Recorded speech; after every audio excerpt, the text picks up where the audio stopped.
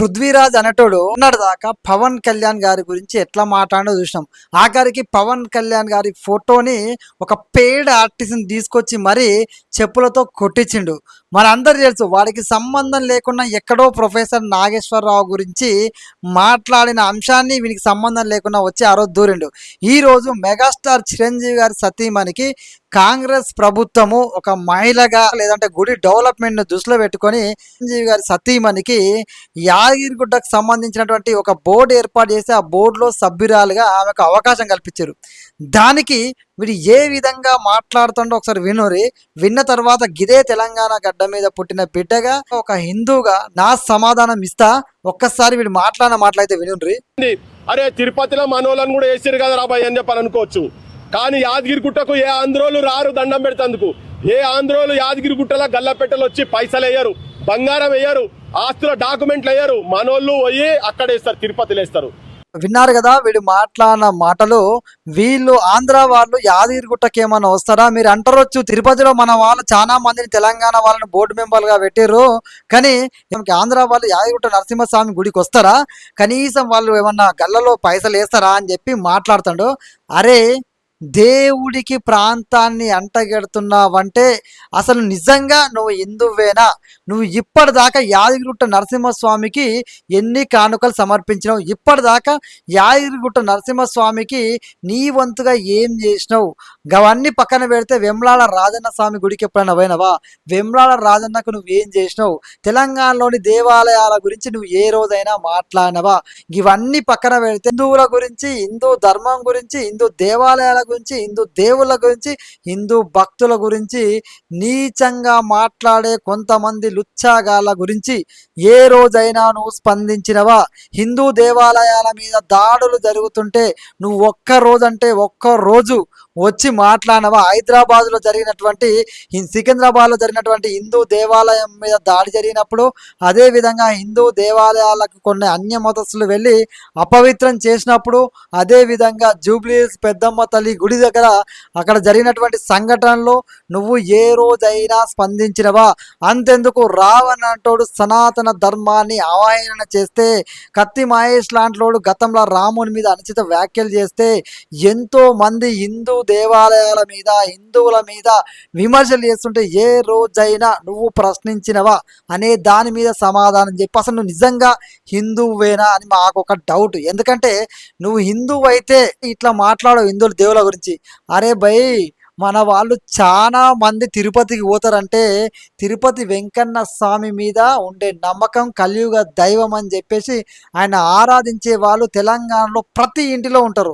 మీ ఇంట్లో ఉన్నారో లేదో మాకైతే తెలియదు, కానీ ప్రతి ఇంటిలో తిరుపతి వెంకన్న స్వామిని ఆరాధించే వాళ్ళు ప్రతి ఇంట్లో ఉంటారు. ఆంధ్రప్రదేశ్ తిరుపతిలో గుడి ఉంది, ఆంధ్ర దేవుడు అంటావురా నువ్వు? వెంకటేశ్వర స్వామిని ఆంధ్ర టెంపుల్ అంటావురా? నువ్వు హిందువేనారా? నువ్వు హిందువైతే ఇట్లా మాట్లాడతావారా?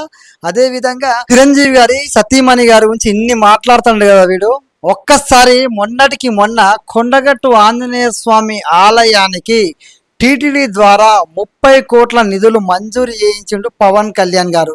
ఆ రోజు నువ్వు ఎక్కడ పోయినావు రాబాయ్? ఆ రోజు ఆంధ్ర డబ్బులు మా తెలంగాణ గుడికి ఎందుకు అని చెప్పి అడగపోయినావు. అదేవిధంగా నువ్వు కొండగట్టు ఆంజనేయ స్వామి గురించి ఏ రోజైనా ఆలోచన చేసినావా?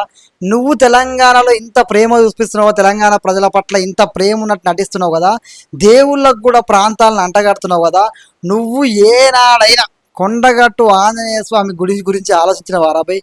నువ్వు ఏ రోజైనా అసలు ఆ గుడికి వెళ్ళినావా? నువ్వు ఆ రోజు ఎటుపోయినావు రాబాయ్? నువ్వు ఈ రోజు వచ్చేసి ఈ గుళ్ళ విషయంలో, ముఖ్యంగా దేవుళ్ళ విషయంలో ఆంధ్ర తెలంగాణ అని మాట్లాడుతున్నావు. నిజంగా నువ్వు ఒక హిందువేనా అని చెప్పి నేను సూటిగా నేను అడుగుతున్నావు. కొండగట్టు ఆంజనేయ స్వామికి టీటీడీ ద్వారా 30 కోట్లు ఇచ్చిరు రాబాయ్, మనోళ్ళు పోయి గలలెత్తురని చెప్పి మాట్లాడుతున్నావు. అదేవిధంగా ఎన్నో దేవాలయాలకు టీటీడీ ద్వారా, ఎన్నో దేవాలయాలకు దేశవ్యాప్తంగా, రాష్ట్ర వ్యాప్తంగా, ముఖ్యంగా తెలుగు రాష్ట్రాల్లో ఎన్నో దేవాలయాలకు టీటీడీ ద్వారా ఎన్నో రకాల నిధులు, ఎన్నో రకాల గుళ్ళ డెవలప్మెంట్కి, ఎన్నో రకాల ఆలయాల డెవలప్మెంట్కి వాళ్ళు సహకారం అందిస్తూనే ఉన్నారు. ఇది నువ్వు తెలుసుకో. ఎన్ని రకాల టీటీడీ టెంపుల్స్ ఉన్నాయి, ఎన్ని రకాల టీటీడీ టెంపుల్స్కు అభివృద్ధి జరుగుతుంది, ఎన్ని రకాల టీటీడీ టెంపుల్ మన రాష్ట్రంలో నడుస్తున్నాయి, ఫస్ట్ దీని మీద తెలుసుకో. ఒకసారి హిమాయత్ నగర్ టెంపుల్కి వెళ్ళు, ఒకసారి హిమాయత్ నగర్ వెంకటేశ్వర స్వామి టెంపుల్కి వెళ్ళు రాబాయి, నీకు చెప్తారు అక్కడ. అదేవిధంగా స్వర్ణగిరి టెంపుల్కి పోరాబాయి. స్వర్ణగిరి టెంపుల్, కొత్తగా స్వర్ణగిరి టెంపుల్కి పోయినావా ఇంతకి? ఆ స్వర్ణగిరి టెంపుల్ని చూడడానికి కూడా ఎంతమంది ఆంధ్రోళ్ళు పోతురో తెలుసా. ఆంధ్ర తెలంగాణ ఏంద్రాబాయ్, ఆంధ్రోళ్ళు పోతురు, కర్ణాటక వాళ్ళు పోతురు, తమిళనాడు వాళ్ళు పోతురు, కేరళ వాళ్ళు పోతురు.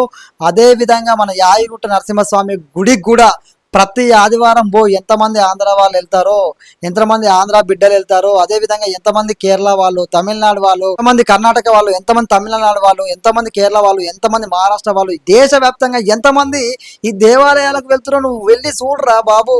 నువ్వు ఏది పడుతుంది మాట్లాడుతుంటావు, నువ్వు దేవుళ్ళకు నువ్వు చేసింది ఏముంది, దేవాలయాలకు నీ కాంట్రిబ్యూషన్ ఎంత, హిందూ ధర్మం పట్ల నువ్వు చేసిన పోరాటం ఏంది, దాని మీద సమాధానం చెప్పు బిడ్డ.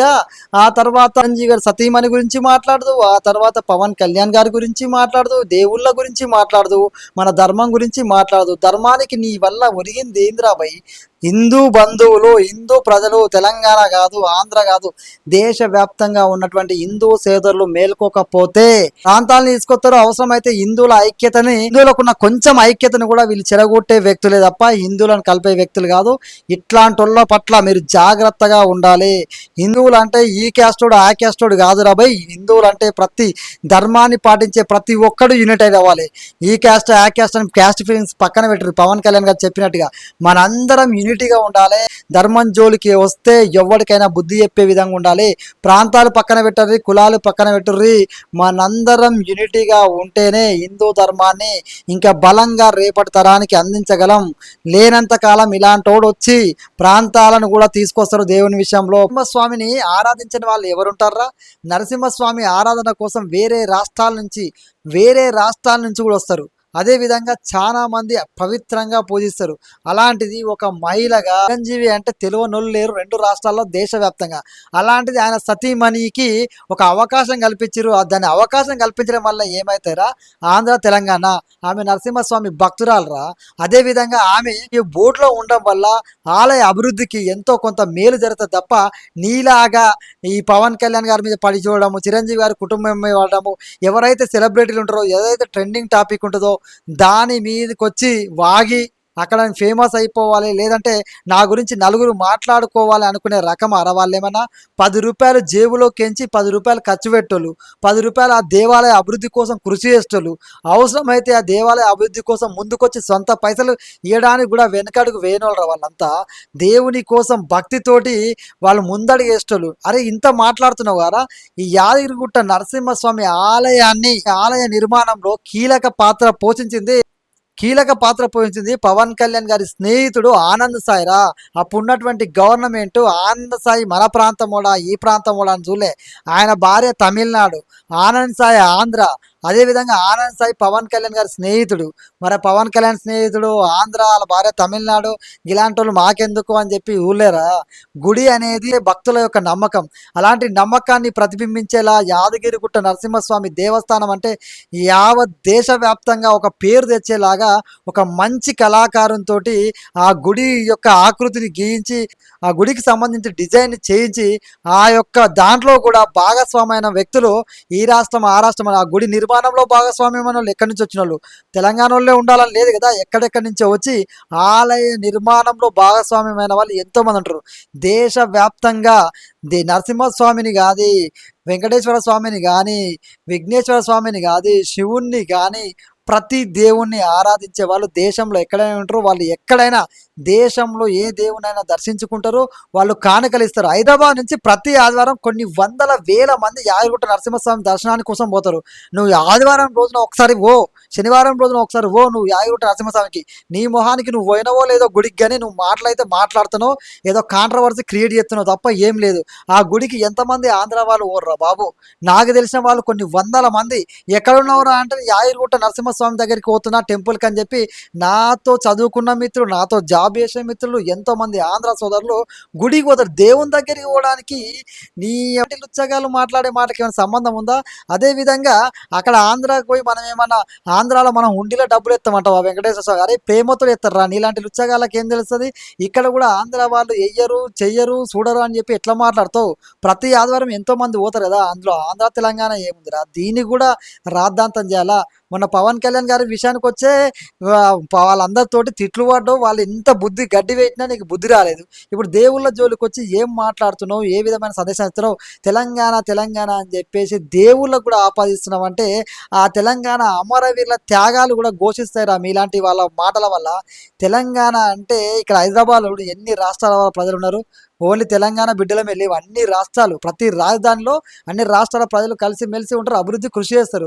అలాంటిది ఒక దేవాలయంలో ఒక బోర్డు మెంబర్గా చిరంజీవి గారి సతీమణిని ప్రకటిస్తే ఇంత ఓర్వలేనితనమా, ఇంత ఘోరమైన విధానమా? అసలు ఏం మాట్లాడుతున్నావు అనేది నీకు అర్థమవుతుందా?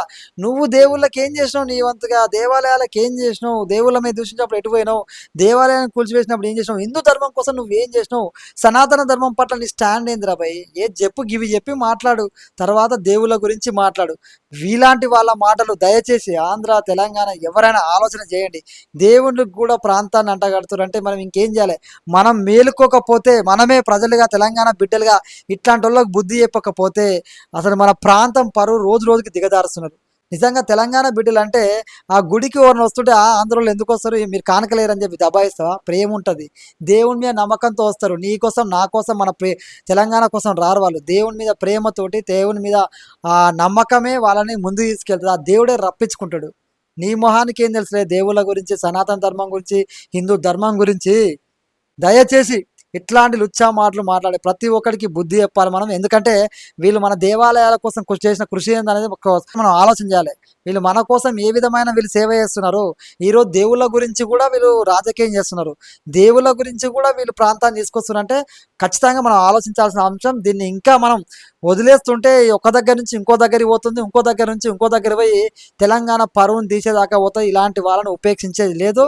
నిజంగా చెప్తున్నాం కదా, తెలంగాణ తెలంగాణ అని తెలంగాణ ఆత్మ గౌరవాన్ని తగ్గిస్తున్నారు ఈ నా కొడుకులు. ఎంతోమంది అమరుల త్యాగాన్ని కూడా అవహేళన చేస్తారు. ఆ త్యాగాల మీద ఏర్పడ తెలంగాణ గొప్పగా అభివృద్ధి చెందాలి, గొప్పగా ముందుకెళ్ళాలని కోరుకోవాలి. కానీ ఇలాంటి వాళ్ళు దేవుళ్ళ విషయంలో కూడా ఇంటర్ఫియర్ అవుతారంటే ఆలోచన చేయండి. దేవుని విషయంలో మనమంతా హిందువులం, హిందూ సోదరులం, హిందూ బంధువులం అనే విషయాన్ని గుర్తుంచుకోండి. మీ అభిప్రాయాన్ని కామెంట్లో తెలియజేయండి. జై హింద్, జై నరసింహస్వామి.